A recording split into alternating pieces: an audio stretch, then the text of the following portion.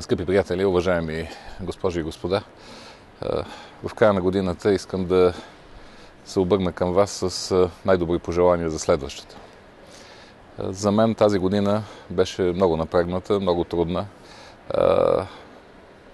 Не постигнах всичко, което исках, но тя ми даде много сили и много надежди, че нещата ще тръгнат по-добре.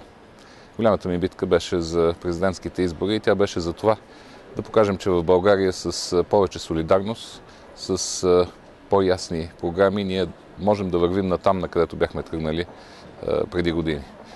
Към една развита европейска държава, която спазва всички принципи на демокрацията и в която младите хора се връщат. Не успяхме да го направим, но видях много сила и искам да благодаря на всички, които участваха в тази кампания и ми я дадоха. Имах доста задачи в Европейския парламент. Приключих един доклад голям по мандата на Европейската инвестиционна банка.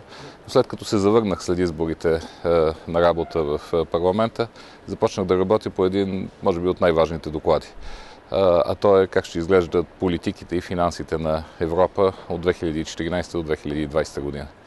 Радвам се, че колегите ми възложиха тази отговорност. Ще направя така, че да се види, че един български депутат може да води успешно преговорите и за своята страна, и за Европейския съюз. Това е предизвикателство, което се надявам заедно с подкрепата на всички вас да преодолеем. Искам още един път да се обърна към всички вас. С всичко, което оставяме предишната година, с хубавите и лошите и неща, нека да погледнем с надежда в бъдещето и да повярваме, че ако положим усилия през следващата година, ние ще живеем по-добре.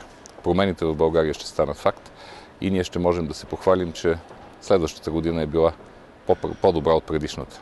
Нека да си го пожелаем, да бъдем заедно, да работим заедно, така че страната ни да се развива по-добре и до година да не се сбъдне пожеланието на маите или предвиждането на маите да свърши света, а да започне нова страница в историята на страната ни.